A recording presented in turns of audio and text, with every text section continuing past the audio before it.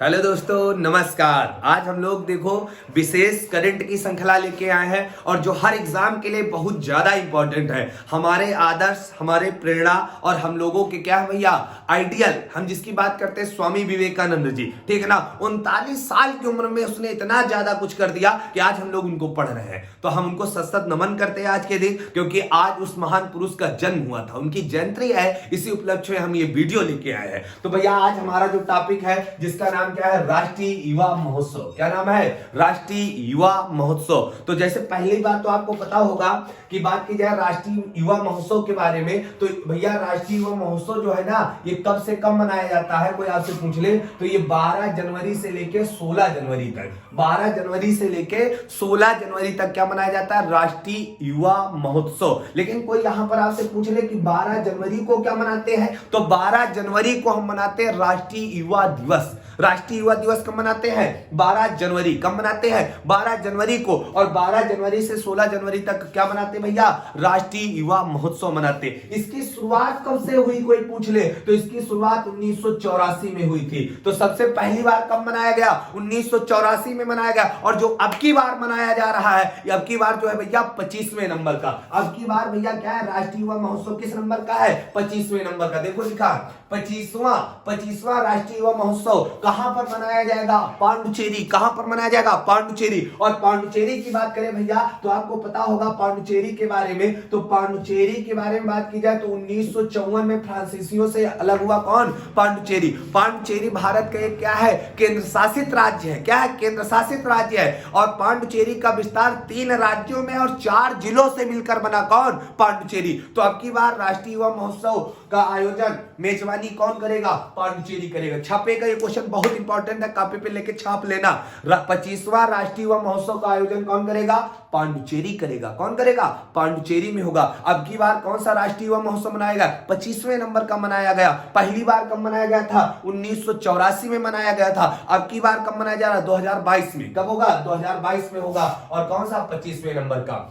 Theme क्या है बच्चा? बहुत इंपॉर्टेंट है कि 25वें युवा महोत्सव की थीम क्या है, पेपर में आएगा। क्या है थीम? सक्षम युवा। क्या है भैया? सक्षम युवा, सशक्त युवा। सक्षम युवा, सशक्त युवा। सक्षम युवा, सशक्त युवा। तो 25वें पूछ लिया जाएगा, 25वें युवा महोत्सव की थीम क्या है?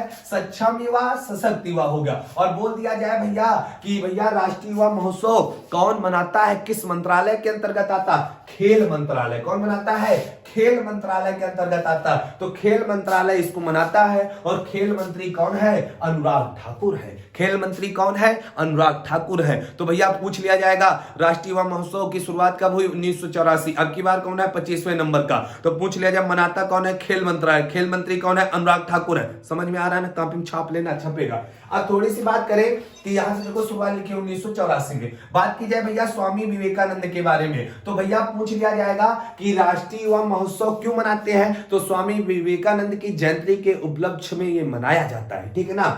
दूसरी बात की जाए विवेकानंद जी का जन्म कब हुआ, तो इनका हुआ था 12 जनवरी 1863 में। 12 जनवरी जन्म कब हुआ भैया? ये देखो इधर लिखा हुआ है, सब देख सकते हो आप, है ना। इनका जन्म कब हुआ भैया?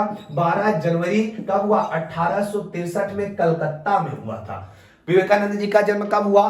12 जनवरी 1863 में कलकत्ता में हुआ। और बच्चा इनको जो प्रसिद्धि मिली एक बार अमेरिका के शिकागो शहर में, अमेरिका के शिकागो शहर में। और वो समय है भैया, देखो यहाँ पर लिखा है 11 सितंबर 1893। 11 सितंबर को और 1893 में शिकागो, अमेरिका में है शिकागो, जिसको वर्तमान में मांस मंडी के नाम से जानते हैं शिकागो को।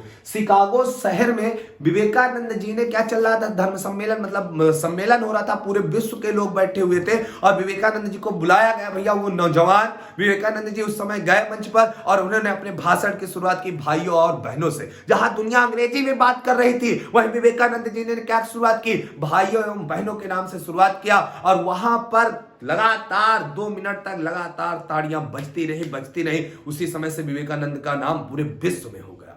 तो आप समझ सकते हो कितने महानुभाव थे, अमेरिका में अपनी छाप छोड़ के आए थे, लोग उनको प्रणाम करते थे, बहुत मानते। एक बार किताब पढ़ रहे थे विवेकानंद ऐसे कांपी उठावा था, किताब हमको नहीं मिले कैसे बताते हैं। जैसे विवेकानंद ये किताब लाए, देखो ये किताब लाए, एक बार खोल के ऐसे ऐसे पढ़त रहे विवेकानंद, लाइब्रेरी से लाते रहे, ऐसे पढ़ते पढ़ते पढ़ते पढ़ते अब हो जाता था एक बार में सब कुछ याद। एक बार लाइब्रेरी वाले ने इनसे पूछा कि तुम रोज किताबें ले जाओ, पढ़त वढ़त है कि नहीं पढ़त है? विवेकानंद चाहे जहां पूछ लो, कुछ भी पूछ लो पूरी किताब से। तो इतने महान थे, इनको मैं फिर से प्रणाम करता हूँ, इस महान शख्स को, ठीक है ना। ये हमारे आदर्श हैं, ठीक है ना।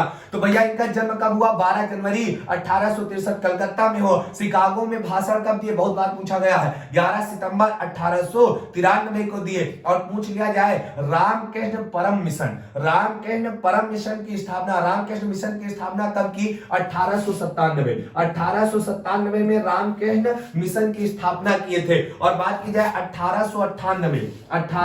एक साल बाद 1898 में क्या हुआ भैया? इन्होंने रामकृष्ण मठ की स्थापना की, गंगा नदी के किनारे है। रामकृष्ण मठ की स्थापना कब किए? 1898 में किया। और इनके गुरु, कई बार पूछा गया, इनके गुरु का नाम क्या था? रामकृष्ण परमहंस, इसलिए इनका सब काम रामकृष्ण से था। तो विवेकानंद जी के गुरु का नाम क्या था? रामकृष्ण परमहंस था। और इनकी मृत्यु कब हो गई? इनकी मृत्यु 4 जुलाई 1902 को हो गई। सोच सकते हो 39 साल मात्र जिए, कितनी कम उम्र जिए बताओ। इतनी कम उम्र में इतनी ज्यादा उपलब्धियां प्राप्त करना केवल विवेकानंद जी के बस की बात थी और किसी की बात नहीं।